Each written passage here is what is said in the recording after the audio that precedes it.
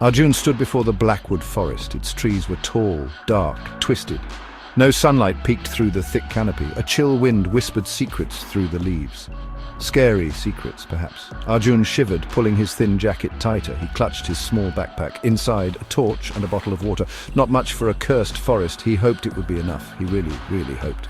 The forest looked hungry, like a giant dark mouth, ready to swallow him whole. Old branches clawed at the sky. They looked like bony fingers, reaching, grabbing. Shadows twisted and writhed on the ground. They danced like eerie ghosts, happy to see new prey, or maybe just happy to see him.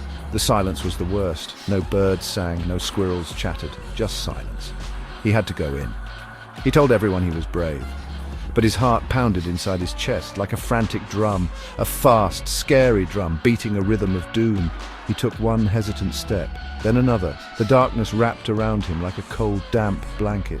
So cold, the air grew heavy, difficult to breathe. He was in. There was no turning back now. Every sound made him jump. A twig snapped under his worn trainers. Was it a monster following him? A leaf rustled nearby. Was something watching from the bushes? He felt eyes, many unseen eyes, hidden in the deep, dark shadows, staring at him, observing his every move, waiting for the right moment, waiting for him to make a mistake. Old Man Hemlock lived in a tiny cottage, right on the edge of the blackwood forest. He had warned Arjun. "Stay away from those woods, boy," the old man had croaked. His voice was dry and raspy, like autumn leaves skittering across a path. "The Emoji Man is in there," he'd whispered, his eyes wide with ancient fear. "He'll get you, he feeds on feelings." Arjun hadn't listened properly. An Emoji Man, it sounded silly, like something from a children's story, a bad joke even. But this forest wasn't silly, it was terrifying, utterly terrifying. Now, the old man's chilling words echoed in his mind. They didn't seem so funny anymore, not at all. A prickle of doubt, cold and sharp, ran down his spine. He wished he had listened. Deeper and deeper he walked. The faint path he thought he was following was gone.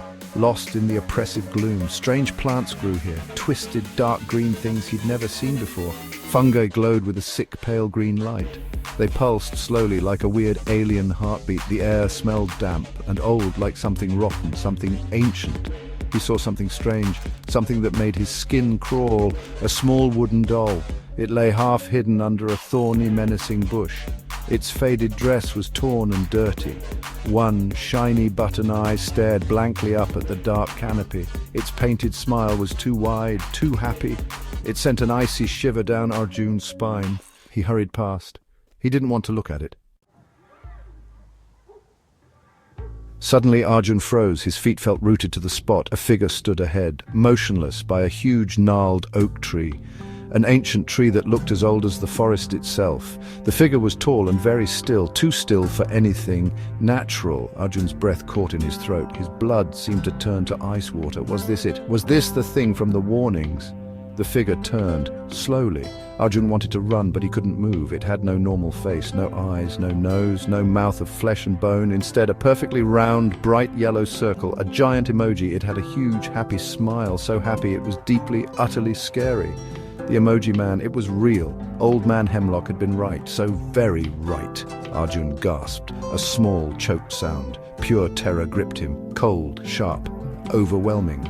The Emoji Man's face flickered like a faulty screen. The happy smile vanished in an instant. Now it was a worried face, almost sad. Then it twisted, contorted, into an angry, fiery red scowl. It was feeding on his fear. He could feel it. The Emoji Man glided closer. It made no sound, not a whisper of movement, no footsteps on the leafy ground, just silence. Its angry face grew larger. It seemed to glow brighter, hotter. Burning into Arjun's vision, Arjun felt trapped, cornered. He wanted to scream for help, but no sound came out. Only raw, undiluted fear. Fear was its food, and he was serving a feast. Old Man Hemlock's warning. It flashed in Arjun's mind, a desperate lifeline. "It eats your feelings," he'd said. Strong feelings, fear, anger, even great joy. Arjun's terror was making it stronger, bigger, angrier. He had to stop, he had to starve it. But how? How could he stop being afraid? His heart was hammering, calm. He needed to be calm right now. He squeezed his eyes shut, tight, so tight he saw stars. Took a deep, shaky breath, in, out. He thought of nothing, a blank wall, a white, empty room. No fear, no joy, no anger, just Nothing, emptiness. He tried to make his mind a void, a complete blank.